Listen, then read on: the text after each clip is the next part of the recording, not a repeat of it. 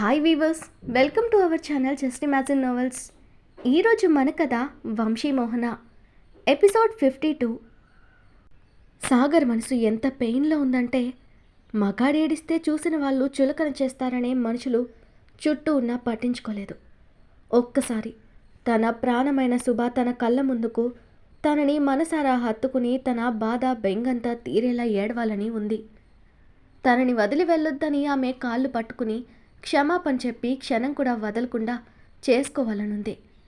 కానీ అదెప్పటికీ తీరని కలగానే మారింది. ట్రైన్ దిగి నేరుగా తన ఇంటికి వెళ్ళిన సాగర్ నట్టింటిలో నిలబడి కోటీశ్వరరావు అని గట్టిగా పిలిచాడు. కొడుకు గొంతు విని కావేరి బయటకు వచ్చి, చిన్నోడా ఏమైంది? ఎప్పుడూ లేంది మీ నాన్ననే పేరు పెట్టి పిలుస్తున్నావేంట్రా అంటూ కంగారు పడింది. తల్లిని చూసిన సాగర్ కోపంగా, నీ మొగుడికి గౌరవం ఇవ్వాలంటే చేసే పనులు కూడా అలాగే ఉండాలి. కొడుకు జీవితాన్ని నాశనం చేసి నా సంతోషాలని సమాధి చేసిన వాడి మీద ఇంకా గౌరవం చూపించమంటావా? ఎక్కడతను అని ఆవేశంగా అడిగాడు సాగర్. తాము చేసిన పని ఎక్కడ కొడుకుకి తెలిసిపోయిందో అని టెన్షన్ కనపడకుండా మాత్రం ఆశ్చర్యం నటిస్తూ, ఏమంటున్నావురా? ఆయన నీ సంతోషాలని నాశనం చేయడం ఏంటి? మేమెప్పుడూ నీ సంతోషాన్నే కోరుకుంటాం, అంతేకాని నాశనాన్ని కాదు. నీకెవరో తప్పుగా చెప్పుంటారు అంటూ కొడుకుకి నిజం తెలిసినా అందులో తన పాత్ర ఉందని తెలియనందుకు ఇంకా సాగర్ని మభ్యపెట్టి సుభాని అతడి జీవితంలో నుండి శాశ్వతంగా దూరం చేయాలనే ఆలోచనలు మొదలుపెట్టింది కావేరి. అంతలో అక్కడికొచ్చిన కోటీశ్వరరావుని చూసిన సాగర్ కోపంగా, నా సుభానేమన్నావు అని గర్జించాడు. అదెవరో కూడా నాకు తెలీదు, ఇక నేనేమంటాను దాన్ని అని నిర్లక్ష్యంగా సమాధానమిచ్చాడు అతను. తానెవరో తెలియకుండానే నా ఇంటికొచ్చి నా భార్యను నాకు దూరం చేశావా అంటూ నిప్పులు చెరిగాడు సాగర్. భార్య ఏంటి? సాగర్, నీకు పెళ్ళయిందా? ఏమంటున్నాడండి వీడు? మనకు చెప్పకుండా పెళ్లి కూడా చేసుకున్నాడా అంటూ ఏమీ తెలియని దానిలా నటించింది కావేరి. నీ కొడుక్కి చదువైపోయి ఉద్యోగం రాగానే పెద్దవాడైపోయాడు కావేరి. అందుకే కన్న వాళ్ళకు కూడా తెలియకుండా దారిని పోయేదాన్ని తెచ్చి మెడలో తాలి కట్టి అదో పెళ్ళం వీడొక మొగుడని కాపురం వెలగబెట్టారు. చూడు సాగర్, నీకు దాని మీద అంత మోజుగా ఉంటే అది తీరేదాకా వాడుకోవాలి, కానీ ఇలా దారిని పోయేదాన్ని వంశానికి కోడల్ని చేయాలని చూడకు. నేను బ్రతికుండగా ఒప్పుకోను అంటూ కోపంగా ఆయన చేసింది ఇండైరెక్ట్గా బయటపెట్టాడు కోటీశ్వరరావు. చిన్నోడా, నువ్వు మాతో ఒక్క మాట అయినా చెప్పకుండా ఇలా చేయడం ఏంట్రా అంటూ గుండె పట్టుకుని కింద పడిపోయిన కావేరి హార్ట్అటాక్ వచ్చినట్టు డ్రామా స్టార్ట్ చేసింది. అప్పటిదాకా తండ్రి మీద కోపంతో ఊగిపోయిన సాగర్ తల్లి నటన తెలియక నిజంగానే ఆమెకి ఏదో అయిందని కంగారు పడిపోయి, అమ్మా అంటూ కావేరిని పట్టుకుని పని వాళ్లతో వాటర్ తీసుకుని రమ్మని కేకవేశాడు. సుధాకర్ అప్పుడే బయట నుండి వచ్చేదంతా చూసి, అమ్మా ఏమైంది నీకు అంటూ వచ్చి సాగర్కు హెల్ప్ చేశాడు. ఇద్దరూ కలిసి ఆమెని సోఫాలో పడుకోబెట్టారు. పనేమి తెచ్చిన వాటర్ కొంచెం ఆమె మొహం మీద చల్లి మిగిలినవి తనకి తాగిస్తూ, అమ్మా ఎలా ఉంది అని కంగారుగా చూశాడు సాగర్. కావేరి మాట్లాడలేకపోతున్నట్టు నటిస్తూ మళ్ళీ స్పృహ తప్పినట్టే పడిపోయింది. ఆమెకేదో అయిపోయిందని టెన్షన్ పడిన సాగర్ వెంటనే సుధాకర్ కారులో ఆమెను హాస్పిటల్కు తీసుకెళ్లాడు. సాగర్ వాళ్ళ వెనకే వెళ్ళాడు కోటీశ్వరరావు కూడా. ఇక్కడ సుభాని ఊరికి తీసుకొచ్చిన జనార్దన్ కోపంగా ఆమెని కారులో నుండి దిగించి లాక్కుని వెళ్ళి హాల్ మధ్యలో సోఫాలో కూర్చున్న విజయకృష్ణ కాళ్ళ దగ్గర పడేలా శుభని తోశాడు జనార్దన్. ఆ ఫోర్స్కి కింద పడుతూ తన కడుపుకు దెబ్బ తగలకుండా చేతుల మీద బ్యాలెన్స్ చేసుకుంది శుభ. అది చూసిన పెద్ద ఆయన లేచి కోపంగా, జనార్దన్ ఏం చేస్తున్నావు అని గట్టిగా అరిచి కింద పడిన శుభాని పైకి లేపి, ఏమైంది చిట్టి తల్లి అని గాబరాగా అడిగారు. ఏమైందో దాన్ని కాదు, నన్ను అడుగుజాన్నా చెప్తాను.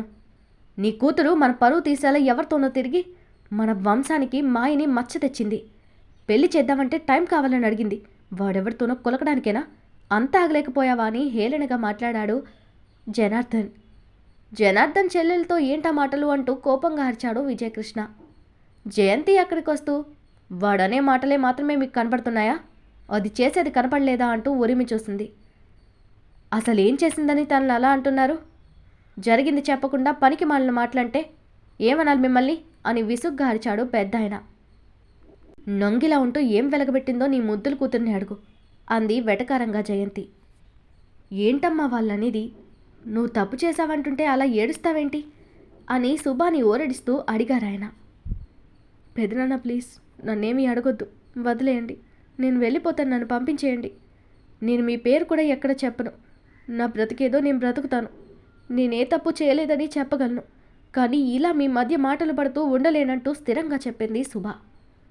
చేసిందంతా చేసి ఇప్పుడేమీ చేయలేదంటే సరిపోతుందా అంటూ జయంతి శుభని లాగి ఒక్కటి పీకి తన జుట్టు పట్టుకుని, చెప్పు, ఎవడు వాడు? ఒక్కడితోనే కులికావా లేక ఇద్దరు ముగ్గురితో బాగోతాలు నడిపిస్తున్నావా అంటూ అసహ్యంగా చూసింది జయంతి.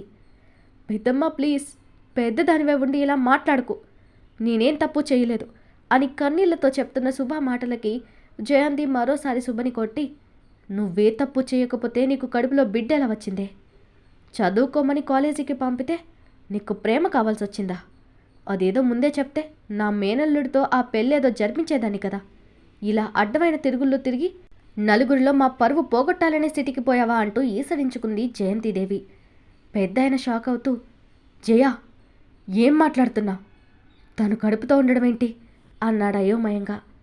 ఇన్నాళ్ళు దీన్ని నెత్తిన పెట్టుకున్నారుగా, ఏం చేసిందో ఏంటో మీరే అడగండి.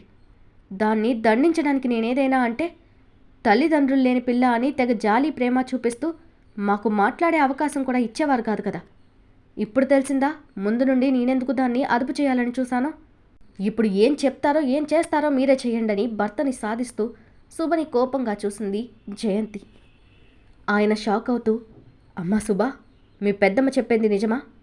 తను నీ మీద కోపంతో అలా అంటుందని చెప్పు, నువ్వు తప్పు చేయలేదని చెప్పు, మాట్లాడంటూ ఆమెని నమ్మలేనట్టుగా చూస్తూ నిలబడిపోయాడు పెద్దాయన. శుభ ఏడుస్తూ ఆయనకి దండం పెడుతూ, నన్నేం అడగకండి ప్లీజ్, నన్ను ఇక్కడి నుండి పంపేయండి పెద్దనాన్న. నేను మీ పేరు కూడా ఎక్కడ చెప్పను. నాకంటూ ఎవరూ లేరని ఇన్నాళ్ళు ఎలా బ్రతికానో ఇక మీదట కూడా అలాగే బ్రతుకుతాను. కానీ ఇలా నా మీద విషం చిమ్మి నా మీద అబండాలు వేయకండి. నా తండ్రి ఆస్తి కూడా నాకొద్దు. నాకు ఈ ఆస్తులు అంతస్తుల మీద ఏనాడు కోరిక ఆశ లేదు. నన్ను ఇలాగే బ్రతకనియండి. ఏనాడు నాకెవరి ప్రేమ దొరకలేదు, ఇక దొరుకుతుందని ఆశ కూడా లేదు. నాకు ఎవరు వద్దు, నన్ను వదిలేమని చెప్పండి అని ఏడుస్తూ వేడుకుంది శుభ. ఆపవే నీ నాటకాలు. నీ పెదనాన్న నీకోసం ఎంత తాపత్రయపడతాడు. నీకోసం తను కన్న బిడ్డల్ని కూడా పక్కన పెడతారని అందరికీ తెలుసు. ఏదో నీ మీద ఆయన ఏ ప్రేమ చూపనట్టు నిన్ను గాలి కొదిలేసినట్టు చెప్తున్నావా? చూసారా దీని అసలు రంగంది జయంతి కోపంగా. పెద్దాయన శుభ చేతిని పట్టుకుని, అమ్మ శుభ, నీకు నీ తల్లిదండ్రులు దూరమయ్యాక నీకెవరి ప్రేమ దక్కలేదు. నాకు నీ మీద ప్రేమాభిమానాలున్నావి నీ మీద చూపిస్తే వీళ్ళు నీ మీద మరింత కోపం పెంచుకుని నిన్నెక్కడ ఇబ్బంది పెడతారో అని దూరంగా ఉండిపోయాను. కానీ చిట్టి తల్లి, నువ్వంటే నాకు చాలా ఇష్టంరా. నాకు దూరమైన నా తమ్ముడిని నీలో చూసుకుంటూ బ్రతుకుతున్నాను. నువ్వు చిన్నప్పుడు ఇంట్లో ఎన్ని బాధలు అనుభవించావో తెలిసే నిన్ను చదువు పేరుతో బయటకు పంపాను. అలా అయినా నువ్వు హాయిగా ఈ నరకం నుండి బయటపడతావని. అంతేకాని నువ్వంటే ఇష్టం లేక నిన్ను దూరం పెట్టాలని కాదమ్మా. ఇదేనా నువ్వు నన్ను అర్థం చేసుకుందని కన్నీళ్లతో బాధగా అడుగుతున్నా పెద్ద ఆయన్ని చూసి శుభ విరక్తిగా నవ్వి, నాకెవరి మీద కంప్లైంట్స్ లేదు పెద్దనాన్న, కానీ నన్ను ఇక్కడ మాత్రం ఉండాలని అడగకండి. నేనెటైనా వెళ్ళిపోతానంది శుభ మొండిగా. ఎక్కడికే వెళ్ళేది? పోతా పోతా అని ఎగురుతున్నా అంటూ జనార్దన్ కోపంగా ఆమె జుట్టుపట్టి లాక్కుపోయి ఒక రూమ్లో పడేసి డోర్ లాక్ చేశాడు. పెద్ద ఆయన కోపంగా, జనార్దన్ వదలరా, ఆడపిల్ల మీద నీ ప్రతాపం చూపించేది అంటూ అడ్డుపడుతున్న అతను లెక్క చేయలేదు. డోర్ బాదుతున్న శుభాని విడిపించడానికి వస్తున్న తండ్రిని ఆపేస్తూ, ఆగండి, ఎవరైనా దాన్ని విడిచిపెట్టారా నాలో మృగాన్ని చూస్తారు అంటూ కోపంగా డోర్ని లాక్ చేసి కీస్ తనతో పాటు తీసుకెళ్లిపోయాడు జనార్దన్. శుభ డోర్కి ఆనుకుని కిందకు జారి అక్కడే కూర్చుని ఏడుస్తూ, నేను ఏ నరకంలోకైతే ఎప్పటికీ రాకూడదనుకున్నానో అక్కడికే వచ్చాను. ఎందుకు నన్ను అందరూ ఇలా హింసిస్తున్నారు అనుకుంటూ సాగర్ గుర్తుకు రాగానే, నీకు కోట్లు లేకపోయినా తినడానికి ఉండడానికి నీకు నేనున్నాననే భరోసా ఇచ్చేవాడు చాలు. ఆనందంతో పూరి గుడిసెలో అయినా నీతో ఆనందంగా బ్రతికేయొచ్చు అనుకున్నాను. నాకున్న కోట్ల ఆస్తి కూడా వద్దని నిన్నే సర్వస్వం అనుకున్నా. నాకు చివరకు నువ్వు కూడా మోసం చేశావని తెలిసాక ఈ లోకంలో అన్ని బంధాల మీద నమ్మకం పోయింది సాగర్. మాధవ, నేను పుట్టి బుద్ధెరిగాక నిన్ను కేవలం పూజించానే కానీ నాకు ఇది కావాలి అది ఇవ్వు అని ఏనాడు కోరలేదు. ఇప్పుడు మొదటిసారి అడుగుతున్నాను, నా కడుపులో ఉన్న బిడ్డకి నాకు పుట్టిన గది పట్టనీయకు స్వామి. నాలాగా కన్నవాళ్ళు లేక ఉన్న వాళ్ళ దాష్టికానికి బలయ్యేలా చేయకు స్వామి. నా దురదృష్టం నాతోనే పోనివ్వు అనుకుంటూ కన్నీళ్లతో వేడుకుంది శుభ. పెద్దాయన ఎంత నచ్చ చెప్తున్నా ఆ తల్లి కొడుకులెవరూ కరగలేదు. కొడుకులు కూడా తన భార్యలాగే డబ్బు మనుషులు, స్వార్థపరులని మాత్రమే తెలిసిన ఆయనకి వాళ్ళలో దాగున్న మరో కోణం తెలియలేదు పాపం. ఒక రోజంతా శుభకి అన్నం నీళ్లు లేకుండా చేశారు. వాళ్ళు శుభ గురించి ఎంత చెప్పానా తను తప్పు చేయదు, ఏదో జరిగిందని నమ్మిన పెద్దాయన కూతురిని కాపాడుకోవడానికి తాపత్రయం పడ్డారు. శుభకి భోజనం పెట్టని జయంతి మీద కోప్పడి, నా కూతురికి భోజనం పెడతారా లేదంటే తనని తీసుకునేటైనా వెళ్ళిపోనా అని ఆయన బెదిరించడంతో తప్పక జయంతి దిగొచ్చి శుభ కోసం భోజనం ఆ రూమ్లోకి పంపింది. కానీ తను బయటకు రాకూడదు, రూమ్లోనే ఉండాలనే కండిషన్ పెట్టింది జయంతి. ఆమెని అలా అయినా బ్రతికించాలని పెద్దాయన ఒప్పుకున్నాడు. శుభ కూడా తన బిడ్డ కోసం తప్పక వాళ్ళు పెట్టింది తింటూ ఆ రూమ్లోనే ఎప్పుడూ ఏదో కోల్పోయినట్టు గడిపేసింది. ఒకరోజు తనకి నిద్ర పట్టక లేచి ఆ రూమ్ కిటికీ తెరిచి బయటకొస్తున్న శుభకి జనార్దన్ ఆ ఇంట్లో పనిచేసే ఓ పనామెని తీసుకుని అవుట్ హౌస్లోకి వెళ్ళడం కనపడింది. చిచ్చి, వీడు మారడు అనుకుని విండో మూసేసి బెడ్ మీద కూర్చున్నది. అలా ఓ రోజు గడుస్తూ ఉండగా ఓ రోజు ఆ ఇంటి చిన్న కోడలికి డెలివరీ అయి మగబిడ్డ పుట్టాడని తెలిసి వాళ్ళని చూడటానికి ఇంట్లో అందరూ వెళ్లారు. జయంతి తన నమ్మకమైన పని వాళ్ళను పిలిచి, దాన్ని జాగ్రత్తగా చూసుకోండి, బయటకు పంపించకుండా కాపలా కాయండి అని వాళ్ళకు అప్పచెప్పి వెళ్ళింది జయంతి. మరో వారసుడు పుట్టారని సంబరపడిపోయింది జయంతి. పెద్దాయన కూడా మనవణ్ణి చూసి ఆనందపడి, నా కూతురికి కనుక ఒక అమ్మాయి పుడితే నా మనవళ్ళల్లో ఎవరో ఒకరికిచ్చి పెళ్లి చేసి నా బిడ్డకిలా ఇలా అయినా న్యాయం చేస్తాననుకున్నాడు పెద్దాయన. జనార్దన్ కాసేపటికి నేను సిటీకి వెళ్ళొస్తాను అని తల్లికి సైగ చేసి వెళ్ళిన అతను సుధాకర్ని కలిసి సాగర్ ఏమంటున్నాడు అని మెల్లగా విషయాన్ని రాబట్టాడు. కావేరీ హాస్పిటల్లో ఉండడంతో కోటీశ్వరరావు కూడా అక్కడే ఉంటాడు. జనార్దన్ని చూసిన కోటీశ్వరరావు, నీతో మాట్లాడాలి, పక్కకు పద అంటూ హాస్పిటల్కి దూరంగా తీసుకుని వెళ్ళి, ఏం చేసావు దాన్ని అని డైరెక్ట్గా పాయింట్కొచ్చాడు కోటీశ్వరరావు. ప్రస్తుతానికైతే ఏం చేయలేదు, మీకు ఇంకో ముఖ్యమైన విషయం చెప్పాలి. అది మీ ఇంటి వారసుని తన కడుపులో మోస్తుంది. ఆ విషయం ఇంకా మీ అబ్బాయికి కూడా తెలియదన్నాడు జనార్దన్. కోటీశ్వరరావు కోపంగా, అలాగా దాని కడుపున నా ఇంటి వారసుడు ఉండడానికి వీల్లేదు జనార్దన్. నా కొడుకు వాలకం చూస్తుంటే దాన్ని ఎప్పటికీ వదిలేలా లేడు. ఏదోలా దాన్ని వెతికి తిరిగి తెచ్చేలా కనపడుతున్నాడు. అందుకే ఒక పంచే, దాన్ని దాని కడుపులోని బిడ్డని కూడా చంపే. అందుకు నీకు ఎంత డబ్బు కావాలో చెప్పు, ఇస్తానన్నాడు కోటీశ్వరరావు. నాకు డబ్బొద్దు, మీ వియ్యంకుడిప్పుడు మినిస్టర్ కాబట్టి అతనితో చెప్పి మా ఊరి చుట్టుపక్కల కాంట్రాక్ట్లన్నీ నాకే వచ్చేలా చేయండి. మీరు అడిగిన పని నేను చేసి పెడతానని డీల్ ఆఫర్ చేశాడు జనార్దన్. కాసేపు ఆలోచించిన కోటీశ్వరరావు సుచిత్ర ఫాదర్కి ఫోన్ చేశాడు. అతను, హలో చెప్పండి బావగారు అనగానే కోటీశ్వరరావు వినయంగా, బావగారు మీతో మొన్న చెప్పిన విషయంలో నాకు మీ హెల్ప్ కావాలి అని అన్నాడు. ఏంటో అడగండి బావా అని మినిస్టర్ అడగగానే, మా సాగర్ని పట్టిన ఆ దరిద్రాన్ని శాశ్వతంగా తొలగించడానికి మనకు హెల్ప్ చేస్తున్న జనార్దన్కి వాళ్ళ ఊరి చుట్టుపక్కల గవర్నమెంట్ కాంట్రాక్ట్స్ అడుగుతున్నాడు, చేయగలరా అని అడిగాడు కోటీశ్వరరావు.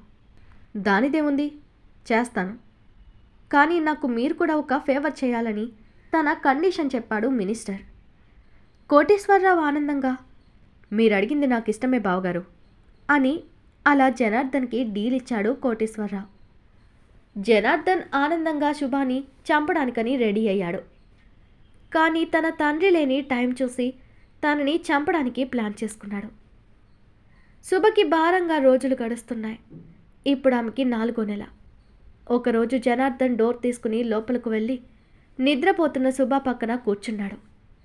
ఆమె ఒక పక్కకు తిరిగి పడుకోవడం వల్ల నడుము మీద చీర పక్కకు పోయి తన కడుపు నడుము కనపడుతుంటే చెల్లి అని లేకుండా మెల్లగా శుభ నడుము మీద చెయ్యేసి నిమిరాడు జనార్దన్. వావి వరుసలు మరిచి ఆమెని కామంతో చూస్తూ తన మీదకు వంగబోయాడు.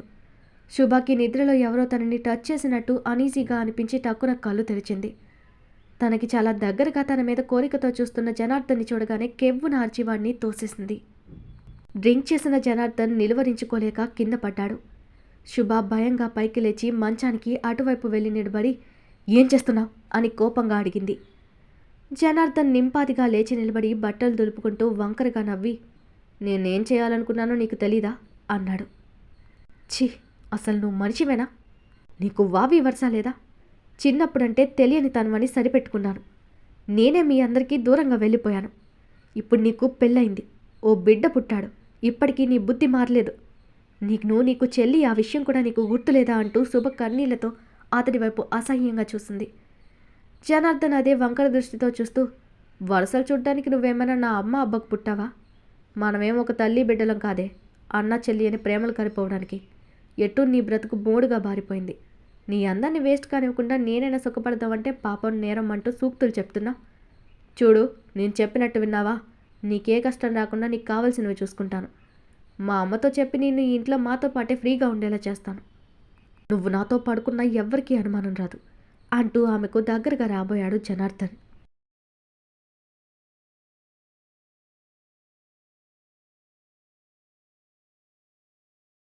ఈరోజు మన కథ ఇక్కడితో కంప్లీట్ అయింది. ఈ స్టోరీ మీకు నచ్చినట్టయితే ప్లీజ్ స్టోరీని లైక్ చేసి కామెంట్ రూపంలో మీ అభిప్రాయాన్ని తెలియచేయండి. అలాగే ఛానల్ని సబ్స్క్రైబ్ చేసుకుని షేర్ చేసి మాకు సపోర్ట్ చేయండి. నెక్స్ట్ అప్డేట్తో మళ్ళీ కలుద్దాం. అంతవరకు బాయ్.